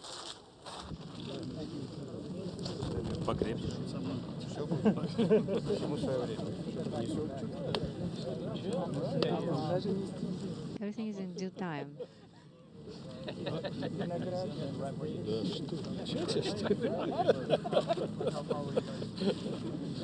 We're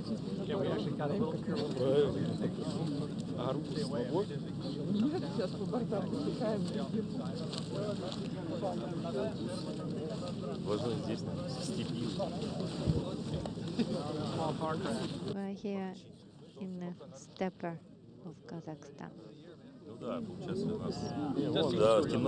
Sergei Prokopyev, the commander of Expedition 69 and the Soyuz commander for the landing today, comes home after 2 flights in space and a total of 568 days, putting him 12th on the all-time list for most days in space by a human being.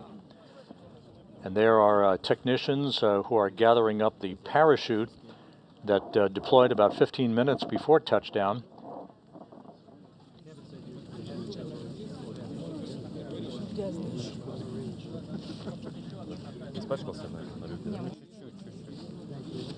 Still a bit dirty that happens.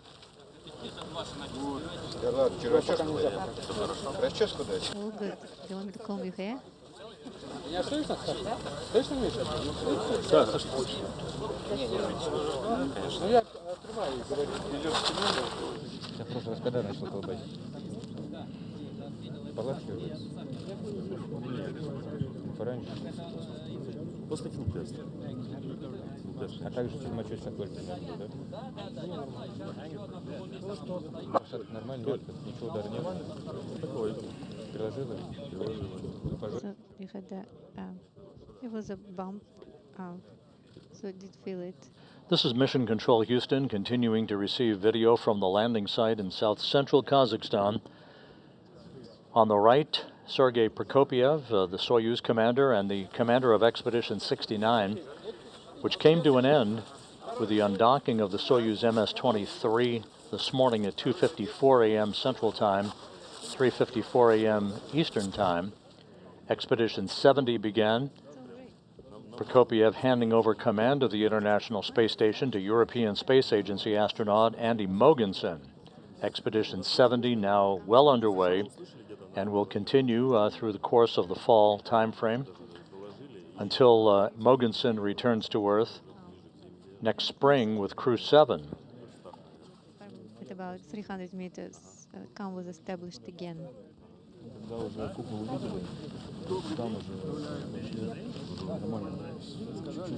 At that time, we also acquired visual. All normal, all good. Did you see us at the main chute? Yes, at about 800 we saw you already. You were not responding, but we were able to see you already. All great, all normal. Good numbers. 140 to 90.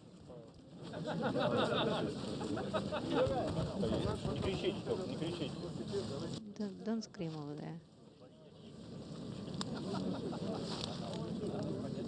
Да, слышно меня? Ты сунул назад, это картинка. Ну да,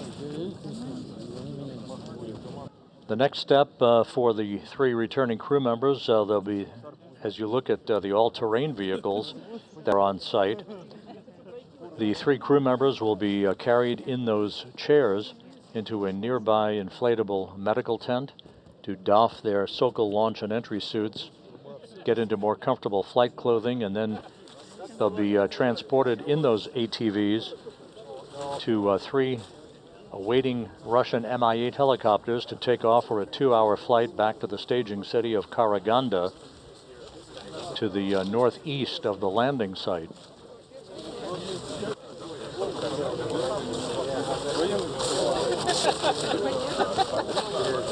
Soyuz didn't get any bigger. Oh, really? Соленые огурцы выбирай. And maybe you want some pickles. Oh yeah. Maybe some succulent pork. That would be nice. Well, not right now, in about a week. Дадим в палаточке потом. С женой свяжешься, да? So then at the tent, You will talk to your wife, okay? The landing occurred about an hour and 53 minutes before sunset at the landing site. You can see the sun beginning to fade on the horizon.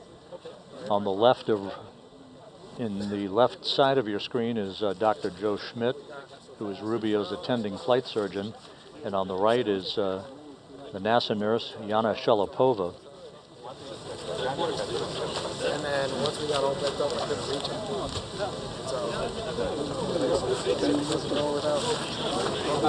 On that direction. I'd rather not be. I mean, it doesn't feel terrible. Okay, they're bringing the watermelon for you.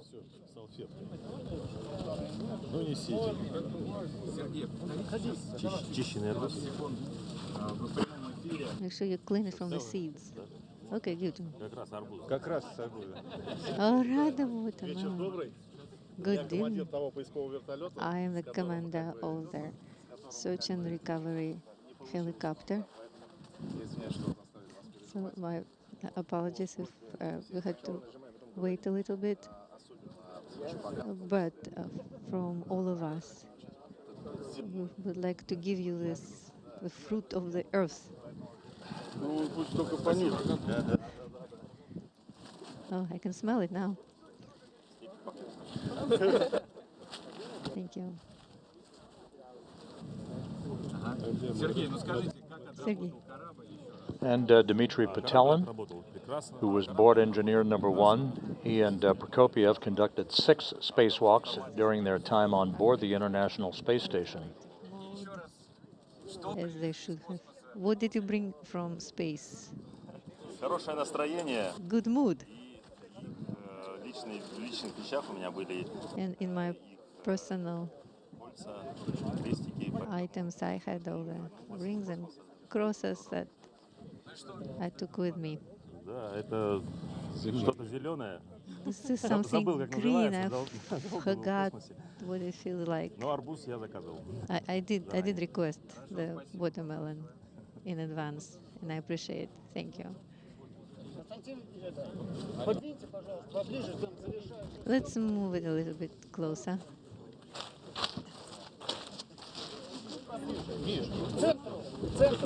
Closer to the center.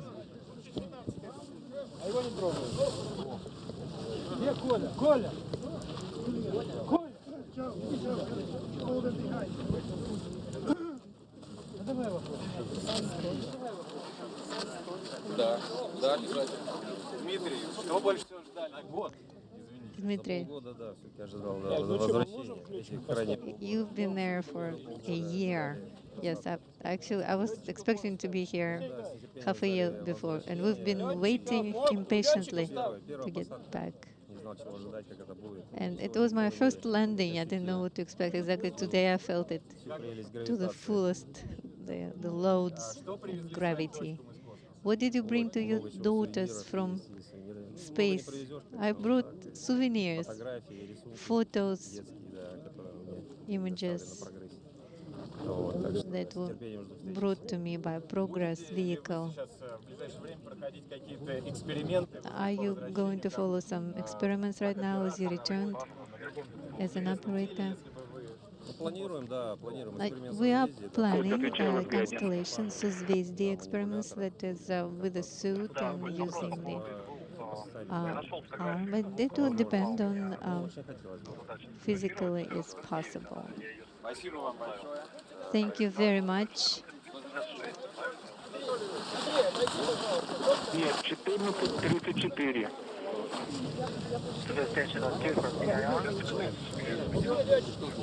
Go ahead, Satoshi. The crew members being presented with fruit at the landing site and Matrushka dolls. We can open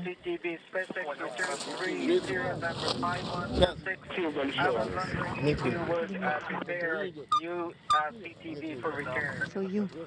It is already full. And we copy that 4.0 CTV for SpaceX return is full, and that the IO processor won't fit. We're checking. A heavy wooden doll, Matryoshka. Thank you, and greetings to Kustanai friends. Now pilots.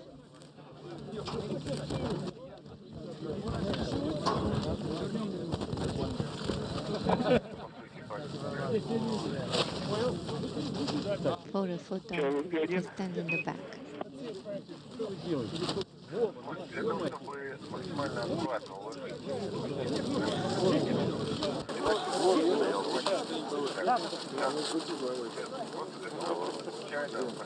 Those Matryoshka dolls bearing the images of each of the 3 crew members being presented to them by members of the search and recovery forces. Taking pictures of everybody. Да, первое, кабель мы не хотели застыковывать, чтобы не потерялись, а второе, чтобы вам лишнюю работу не делать. Но если вы считаете, что так будет безопаснее, тогда их отстыковывайте. The Soyuz landed 40 minutes ago at 6:17 a.m. Central Time, 7:17 a.m. Eastern Time, 5:17 p.m. at the landing site. The crew was quickly extracted, placed in these reclining chairs for an opportunity to regain their equilibrium. They'll be carried in those chairs a short time from now into a nearby inflatable medical tent where they will doff their Sokol launch and entry suits, get into more comfortable flight clothing, receive medical exams, and then be flown on 3 individual helicopters 2 hours to the staging city in Karaganda, Kazakhstan, where they'll split up. Rubio boarding a NASA jet to fly back to Houston. Prokopyev and Petelin boarding a Gagarin Cosmonaut Training Center aircraft to fly back to their home base, their training base at Star City, Russia. Pick up the blanket.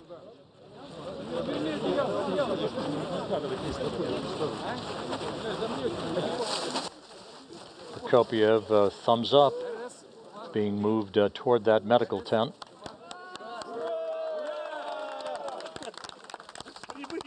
Hooray! Welcome. Welcome back.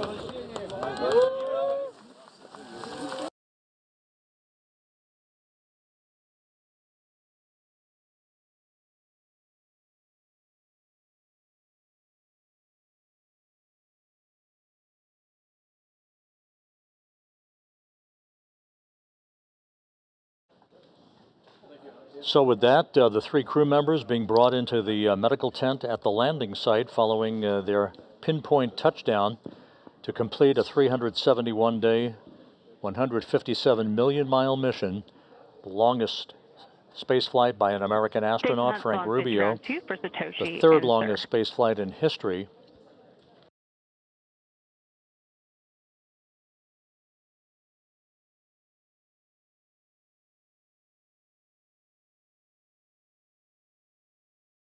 As we mentioned, the crew members were quickly extracted from the Soyuz MS-23 that landed on time, on target, and are now being brought into the nearby medical tent. And there's a view of Frank Rubio with Joe Acaba and the rest of the NASA team helping bring him into the medical tent. In the back, you see ISS Program Manager Joel Montalbano. The crew will get out of those Sokol launch and entry suits. They'll put on comfortable flight clothing and prepare for their helicopter flight back to Karaganda, Kazakhstan, and eventually their trip back to their respective hometowns. Rubio coming to Houston, Prokopyev and Petelin coming to Star City, Russia. So with that, the crew is now back in the medical tent. Medical exams in store for them as they have landed after more than a year in space, the 3rd longest space flight in history. A successful end to an eventful mission that was extended by 6 months, but ended in great fashion with a bullseye touchdown on the steppe of Kazakhstan. Frank Rubio, Sergei Prokopyev, Dmitri Petelin, safely back on Earth. With that, we'll wrap up our coverage for tonight and this morning. We thank you for joining us throughout the night. Stay tuned for more to come on the ventures of the Expedition 70 crew aboard the International Space Station. But for now, we'll bid you a good morning from Mission Control in Houston.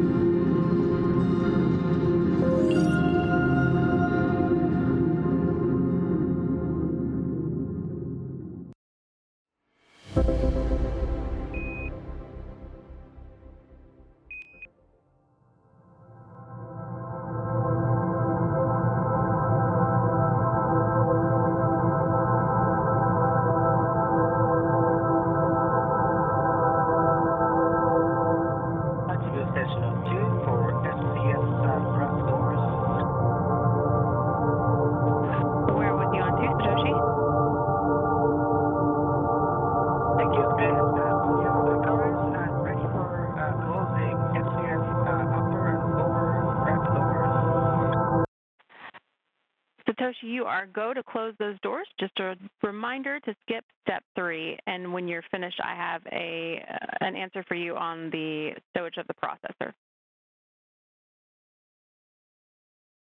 Okay, skipping step 3 and ready for copy. Okay, you can get a new 4.0 CTB from the pantry. Just give us the serial number of it, please, and you can stow that at the node 2 forward end cone.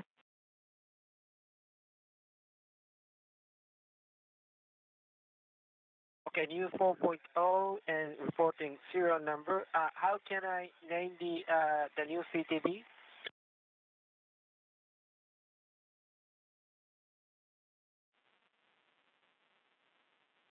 And I think we just need the serial number for now.